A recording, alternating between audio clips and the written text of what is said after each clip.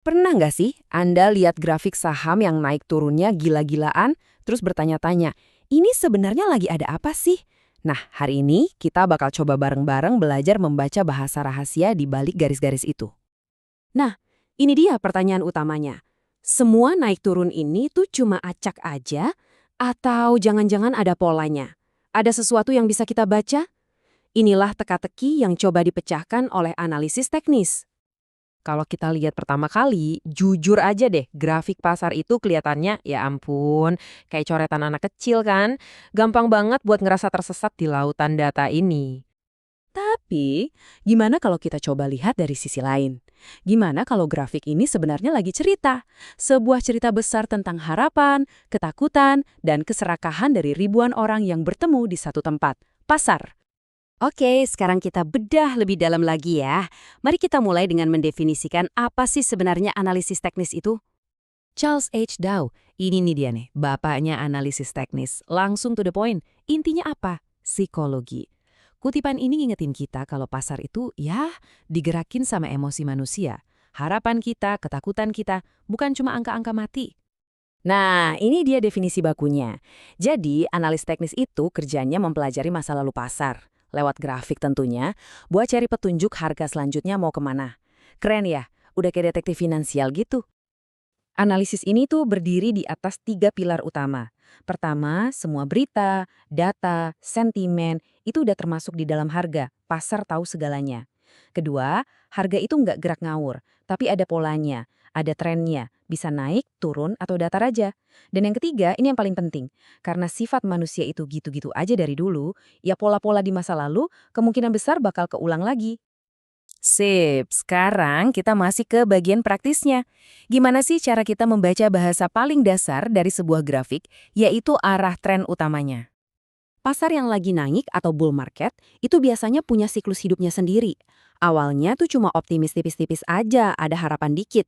Terus, pasar mulai ngerespons berita-berita bagus yang beneran terjadi.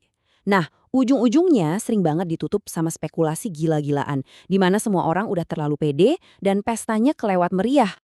Sebaliknya, pasar yang lagi turun atau bear market itu dimulai pas harapan mulai hilang. Terus, kondisi ekonomi beneran memburuk dan harga makin anjlok. Puncaknya, panik. Orang-orang jual aset mereka berapapun harganya, yang penting bisa keluar dulu. Oke, lanjut. Sekarang kita bahas konsep yang penting banget, yang muncul dari ingatan dan psikologi pasar secara kolektif. Kita sebut aja lantai dan langit-langit harga. Support itu kayak lantai, level di mana para pembeli siap nangkap harga biar nggak jatuh lebih dalam. Sementara resistance itu kayak langit-langit, di mana para penjual siap ngejegal harga biar nggak naik lebih tinggi lagi.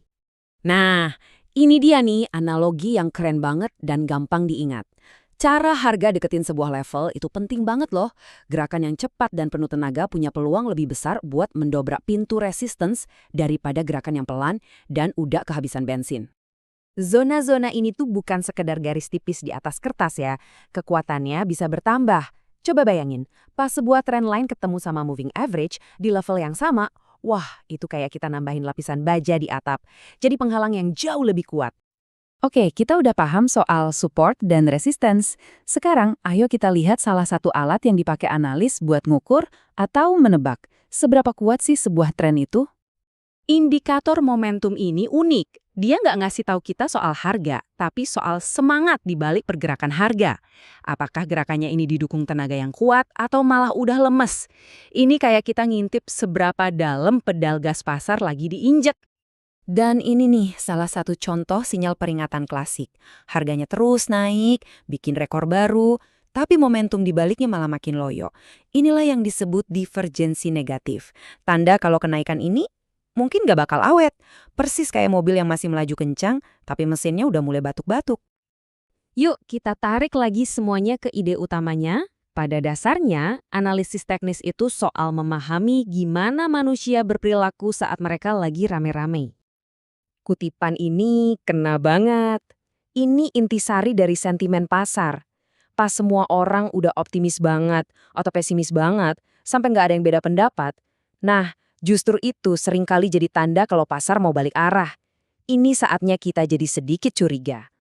Kita lihat contoh nyatanya ya, dari psikologi massa yang super ekstrim. Waktu puncak-puncaknya gelembung.com, semangat pasar itu, wah udah di level yang nggak pernah kebayang sebelumnya. Grafik ini nunjukin dengan jelas gimana gilanya mania kolektif waktu itu. Biar kebayang ya, tingkat semangat di puncaknya itu 2 kali lipat lebih tinggi dari rekor terbaik S&P Composite dalam sejarah 200 tahun. Ini nunjukin betapa nggak rasionalnya sentimen pasar waktu itu. Bener-bener di luar nalar. Jadi, terus gimana? Apa dong intinya dari semua ini? Gimana para profesional beneran pakai alat-alat ini di dunia nyata? Nah, ini dia poin kuncinya. Analisis teknis itu bukan bola kristal buat ngeramal masa depan. Sama sekali bukan. Ini lebih kayak kita nyusun puzzle. Kita kumpulin bukti-bukti buat menilai kemungkinan, dan yang paling penting, buat ngelola risiko.